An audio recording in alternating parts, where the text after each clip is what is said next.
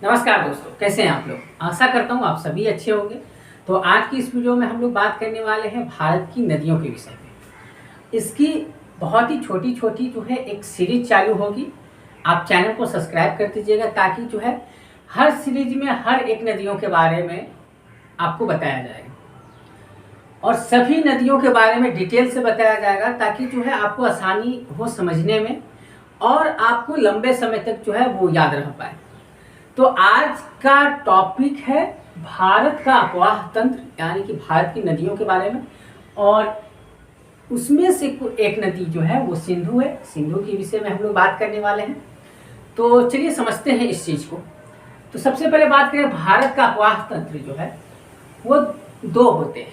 एक तो होता है हिमालय से निकलने वाली नदियां जो होती हैं उसे हिमालय अपवाह तंत्र कहते हैं, और जो प्रायद्वीपीय नदी होती है यानी कि दक्षिण भारत की, उसे दक्षिण भारत का अपवाह तंत्र यानी कि उसे प्रायद्वीपीय अपवाह तंत्र जो है वो कहते हैं। ठीक है।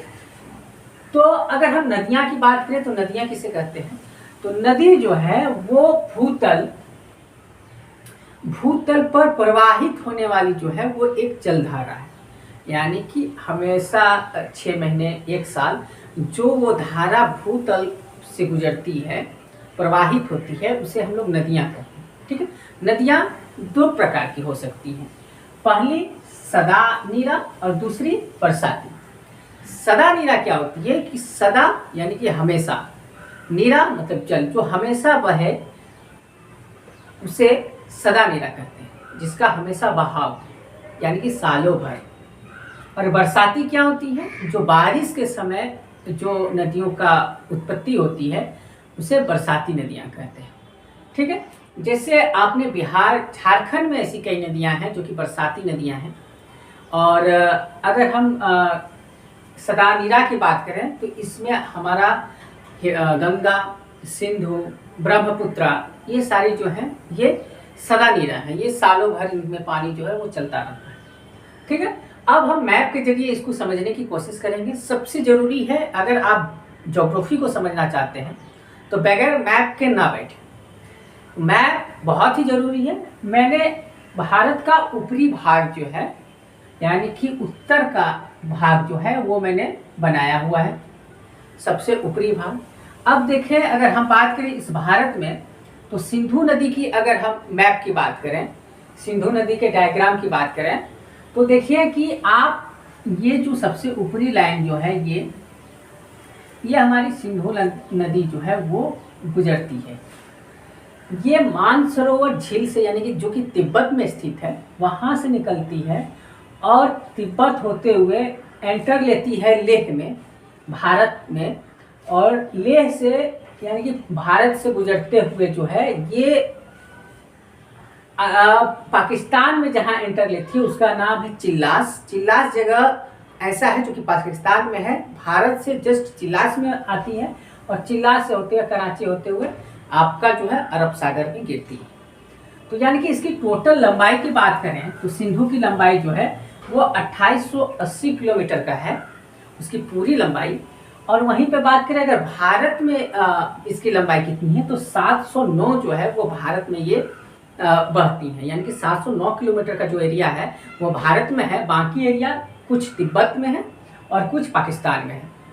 तो आपने ये समझा इसकी लंबाई के बारे विषय में। अब हम बात करें सिंधु नदी की कुछ सहायक नदियों की, तो आसान से आप समझिए कि सबसे सिंधु नदी सबसे ऊपर है ये वाला, उसके जस्ट नीचे झेलम है, जो कि झेलम नदी जो है वो कश्मीर से जो है वो निकलती है। उसके बाद चेनाब है। चेनाब देखें कि ये भारत में ही जो है इसका उद्गम है। रावी भी भारत में ही है, ये देखें। लेकिन ये लोग निकलती है फिर बाद में चेनाब रावी जो है बाद में झेलम में मिलके फिर जाकर के सिंधु में मिलती है। वहीं पे हम बात करें ब्यास की तो ये सतलज में मिलती है, उसके बाद सतलज जो है वो जाके सिंधु में मिलती है।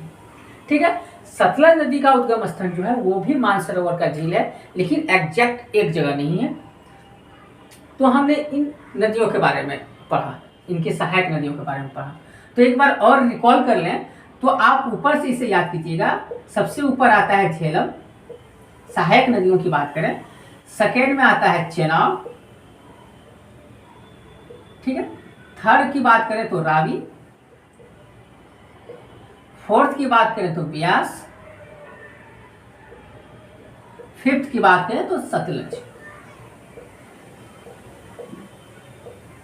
ठीक है, ये 5 नदियां जो है वो सिंधु की सहायक नदियां। अब अगर हम बात करें इन नदियों का उद्गम स्थल और इनकी लंबाई की, तो अगर हम यहाँ पे देखें कि झेलम का जो है वो शेषनाग झील जो कि कश्मीर में स्थित है, वहाँ इसका उद्गम स्थान है और ये टोटल लंबाई जो है इसकी 724 किलोमीटर है। वहीं पे हम चेनाब की बात करें तो ये 12 लाचा जो है वहाँ दर्रा से निकलती है, जो कि हिमाचल प्रदेश में ये पड़ता है और इसकी लंबाई जो है 1180 है। अगर हम बात करें, अगर ये ऐसा क्वेश्चन आता है कि सिंधु की सबसे बड़ी सहायक नदी कौन सी है, तो हम इसका जवाब जो है वो जो है चेनाब दे सकते हैं। ठीक है, वहीं पे हम बात करें रावी की, तो ये रोहतांग दर्रा, ये भी हिमाचल प्रदेश में है, इसकी लंबाई जो है 725 किलोमीटर है। अगर हम बात करें ब्यास नदी की, ब्यास नदी की अगर हम बात करें तो ये भी रोहतांग दर्रा से निकलती है, यानी कि रावी और ब्यास जो है दोनों रोहतांग दर्रा से निकलती है, जो कि हिमाचल प्रदेश में है। और इसकी जो ब्यास की लंबाई की बात करें तो 470 किलोमीटर है। वहीं पे हम सतलज की बात करें तो सतलज मानसरोवर झील यानी कि तिब्बत से निकलती है और इसकी टोटल लंबाई जो है 1050। यानी कि अगर बात करें जाए सिंधु की सबसे बड़ी सहायक नदी की, तो चेनाब है जिसकी की लंबाई 1180 किलोमीटर है। अगर यहीं पे हम बात करें तो आपने पढ़ा होगा कि एक इस सिंधु से रिलेटेड एक फैक्ट है जो कि आपको जानना चाहिए, वो है सिंधु जल समझौता। ठीक है, सिंधु जल समझौता जो है 1960 ईस्वी में हुआ था इंडिया और पाकिस्तान के बीच। ठीक है, उस समय जो है इंडिया के जो प्राइम मिनिस्टर थे, जो प्रधानमंत्री थे, वो जवाहरलाल नेहरू जी थे। और यहीं पे बात करें पाकिस्तान की, तो पाकिस्तान में सैन्य शासन था। ठीक है, क्यों सैन्य शासन था कि 1958 से लेकर के 1974 तक जो है यहाँ पे कोई प्रधानमंत्री नहीं रहा। पाकिस्तान की बात करें तो 1958 से 1974 तक वहाँ पे कोई प्रधानमंत्री नहीं था, वहाँ पे सैन्य शासन जो था वो लगा हुआ था। तो जवाहरलाल नेहरू ने सैन्य के वरिष्ठ अधिकारी से जो है ये समझौता किया, जो कि सिंधु जल समझौता जिसके नाम से जाना जाता है। और इसकी थोड़ी सी हम बात करें तो हमने आपको पढ़ाया थोड़ी देर पहले कि जो है सबसे पहले नंबर पे आता है सिंधु।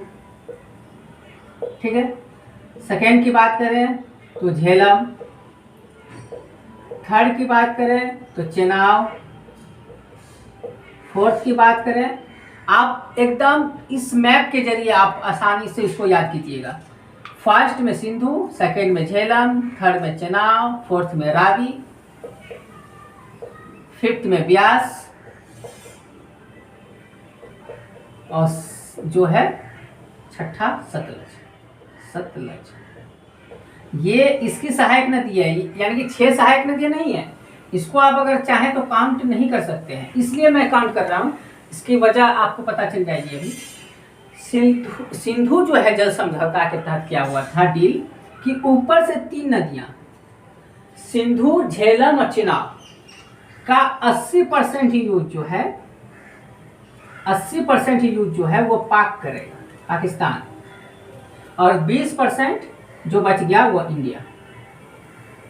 और नीचे से 3 नदियां जो है रावी, ब्यास और सतलज, इसका जो है 80% इंडिया यूज करेगा और 80% और 20% पाक। समझ में आ गई बात? इस वजह से मैंने ये सीरियल वाइज, यहाँ भी सीरियल वाइज आप याद कीजिएगा, ताकि आपको क्या होगा कि आपको पता चलेगा कि हाँ ये चीज़ें जो है साफ दिख रही है कि सिंधु है, झेलम है, चेनाब है, रावी है, ब्यास है, सतलज है। ठीक है, तो ये चीज़ें सिंधु जल समझौता के तहत जो है ये चीज़ें दी गई। और आपने ये सारी चीज़ों को देखा। तो इस वीडियो में इतना ही, क्योंकि मैं छोटी छोटी सीरीज बनाने वाला हूँ। सिंधु की मैंने अभी बात की, फिर इसके नेक्स्ट सीरीज में हम लोग गंगा और ब्रह्मपुत्रा को देखेंगे। उसके बाद एक सीरीज में जो है पूरी प्रायद्वीपीय नदियाँ को देखेंगे। तो हमने 3 वीडियो इसकी मैं जो है वो आपको प्रोवाइड कराऊंगा। आप चैनल को सब्सक्राइब कर दें ताकि जो है आपको आसानी से समझ में इस सारी सीरीज जो है वो आए। इस वीडियो में इतना ही दोस्तों। टेक केयर, बाय बाय, जय हिंद।